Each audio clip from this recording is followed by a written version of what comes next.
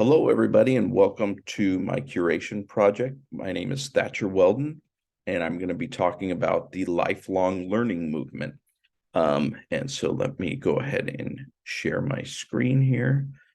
I did my project on pearl trees, and I started with some of the history. So here's an article that we start off with, and this talks about the development of the lifelong learning movement, which started in the 1970s. And it was this idea of kind of learning for enjoyment, personal enrichment, that we can continue to learn past the traditional school age of 18, high school, and then university, and then going to work. It's more of an idea that we learn to enjoy learning and continue to learn and improve throughout our lives, whether it's learning a new skill for work or learning a new hobby later in life, or a new sport, whatever it is, that we need to keep learning to keep our mind young, youthful, fresh, and energetic. So and what was interesting about this article, it's a little bit longer, but they talk about that there's some kind of division within lifelong learning movement, where some people see it as more of a way to keep upskilling oneself to be more marketable, I guess, helping people prepare for the changing job market. Whereas other people don't like to look at it. They see it from the other side of, no, learning should be about personal enrichment, enjoyment. And so people fall within some kind of area on that spectrum. I would probably fall more on the far area of personal enrichment, but I realize, working in adult ed, which is another way of saying lifelong learning. It's a part of lifelong learning past that traditional age of school, that we are trying to help people get into careers, and it depends where you are in life, what your priority is. So I also included this second article, What is Lifelong Learning? This article is very short to read. You can take a look at it. It provides different examples of lifelong learning, like learning to ride a bike, and then what are some of the benefits, right? Is it for health? What can this play in our society and for individuals? And then it's just a quick little read for you to check out for examples of what lifelong learning is.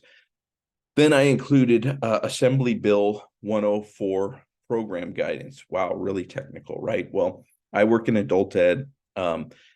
Assembly Bill 104 was when this consortium model of adult education started, where the community colleges work with all the K-12 and county office of ed districts in their region to provide these adult ed pathways to careers and programs. So this is what we invest in, all of us, in lifelong learning here in California. You, me, Professor Yee, everybody. We pay taxes. We get these funds through the taxes, comes back, and it has to be used in one of 7 program areas for adult ed. It could be English as a second language, EL civics programs, high school diploma, adults with disabilities, career tech ed programs, short term. It could be programs for parents wanting to improve their academic skills to help their kids with school. And it could be pre-apprenticeships. These all fall under what are allowable uses for adult education that we pay for lifelong learning. If you have questions about that, I'd be happy to answer anything. I'm not going to go into details, but these funds have to be spent only for people adult 18 and over.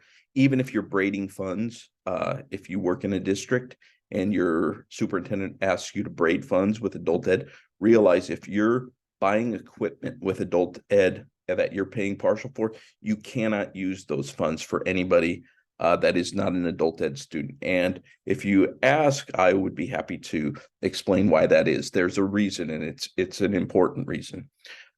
This fourth one, the Workforce Innovation and Opportunity Act. This was started in 2014.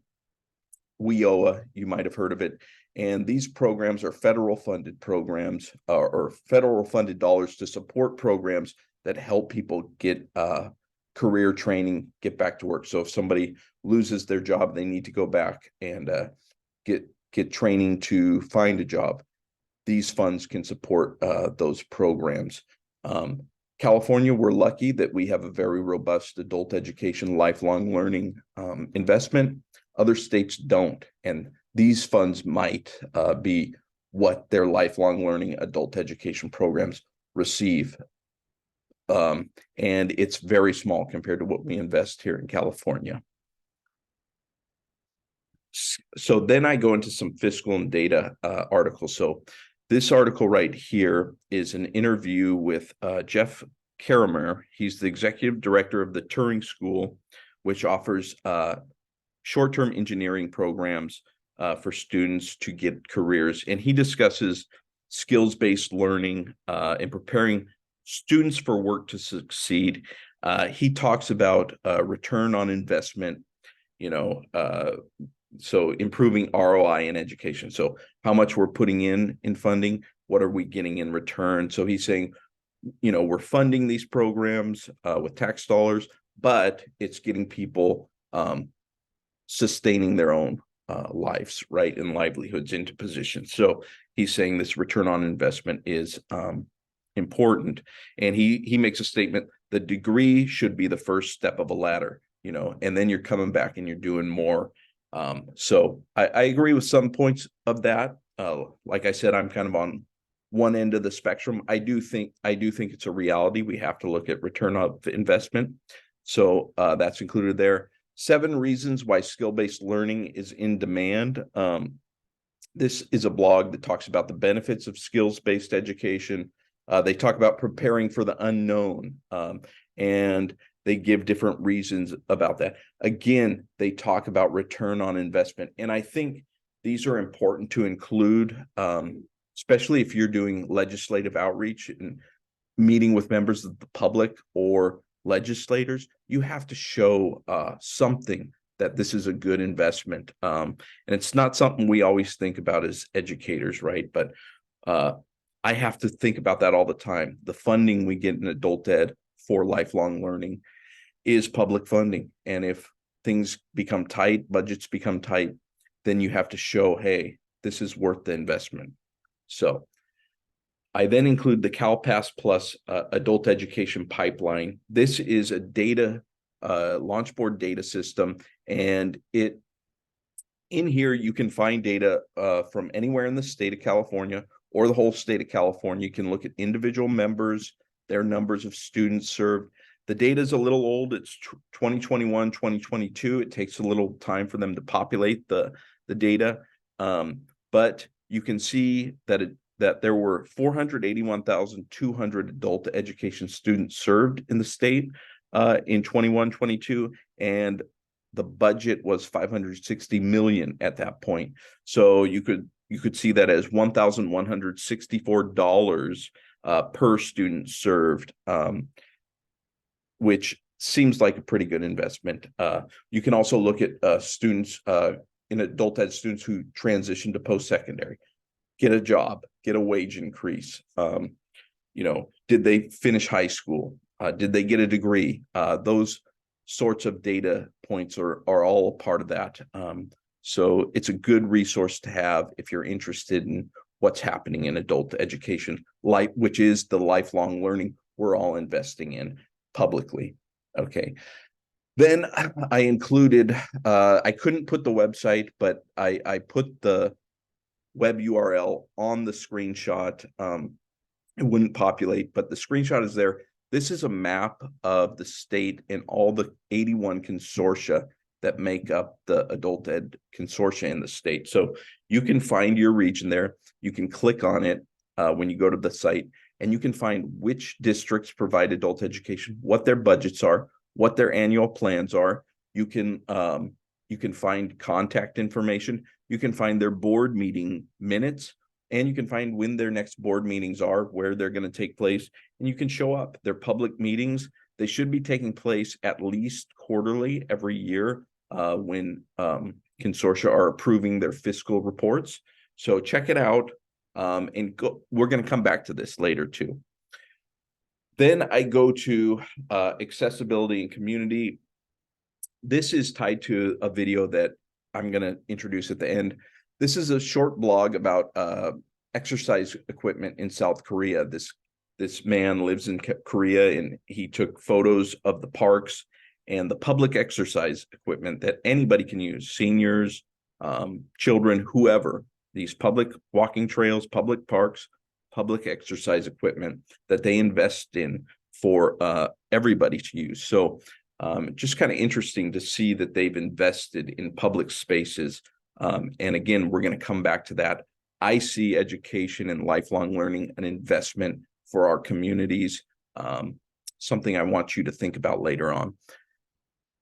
Then I put 9 reasons people in blue zones live longer, healthier lives. So how is this tied to education, right? Well, in this article, blue zones are areas where people live longer. Often it's not rare to find people living to 100, and they're not 100 years old sitting at home, not able to move. They're active, and they're moving, and they're doing things every day. So Okinawa, Japan, Loma Linda, California is actually a place there. Sicily, Italy is one of the locations. But so obviously diet's part of it, right? Movement, these people move every day. Okay. How does education tie in? Stress relief. These people have a sense of purpose, connection to community, close ties to their family, either biological or chosen, and positive social circles. You go to any adult education, lifelong learning center, ESL classroom, you're going to find great community involvement. And I think we can build off that in our centers and in our lifelong learning throughout the state. So I put that in there to think about, how do we develop healthy places for our community? And should education centers be a part of that? Okay, next we go to individual benefits. So this is an article by Zhao and Biesla. It's talking about lifelong learning and how we construct and reconstruct this idea of ourselves. So they talk about education as this process of questioning, discovering, evaluating, judging oneself, and we do this through reflexivity and dialogue in our self-formation. So again, this ties back to, do we think it's a good thing to invest in education for people to think about, to grow? I like that idea of constructing and reconstructing ourselves. Think about who you were when you were 18, when you were finished with school, or when you graduated your undergraduate degree, when you're supposed to be finished with school. How different are you today? Are you the same person? No, right? We've all grown a lot. So how do we continue to grow and improve individually? Then we go to the right to lifelong learning, why adult education matters. Again, adult education, right? That's lifelong learning. So they talk about the importance to understand that we have to reach the most marginalized. We see that, if you buy into lifelong learning and its importance, you understand, oh, it's important. How do we make sure it's accessible to everybody? They talk about how COVID created this even bigger divide from the people who were connected to opportunities and those who were not. We see it with technology, right? Some students don't have access to this technology. What they do during COVID, it was tough, right? We had to figure out ways, how do we help them get connected for online classes and such. They talk about oftentimes these students who are marginalized are migrants, indigenous students, disabled, seniors, technology misplaced. These are all adult ed lifelong learners we see in the state of California. So very interesting article. How do we build, bridge that divide and make sure if we're investing in this, we're investing in it for everybody, right? Then we go down. This is another article that's not specifically tied to education. It looks at crime across America and educational. So they had a lot of mathematical formulas in there. It's very technical, but the main thing is they found less educated communities have higher violent crime. Higher educated communities had higher property crimes. They said it could be that,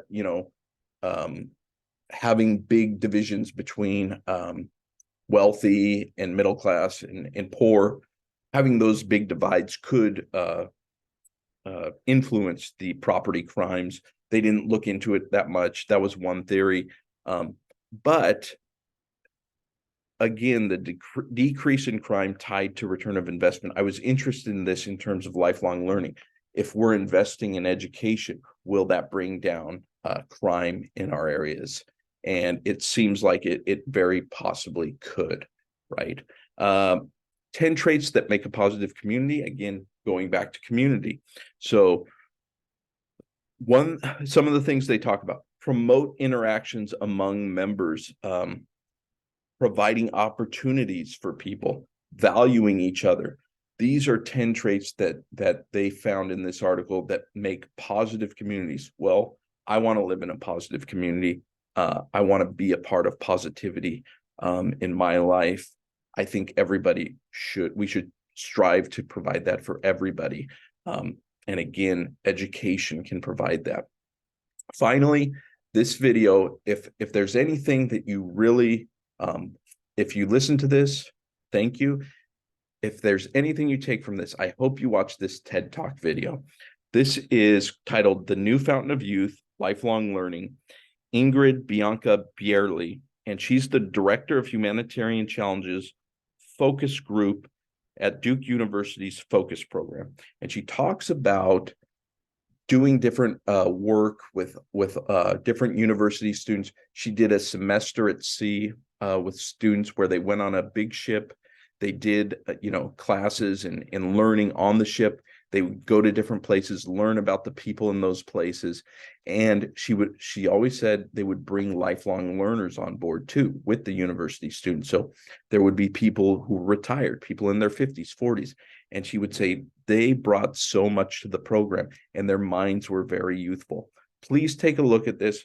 Think about what you believe in lifelong learning. What part of that spectrum do you fall on? Is it return on investment solely, or is it more of a building personal enrichment for people, or where do you fall? And then think about, she makes comments about Korea, how elderly people, you'll see them outside doing things. She talks about Vietnam. She talks about some of the Nordic countries, how they celebrate the senior citizens and think of them as providing wisdom, and everybody has a purpose still. So do we want to invest in that? So that's my question to you.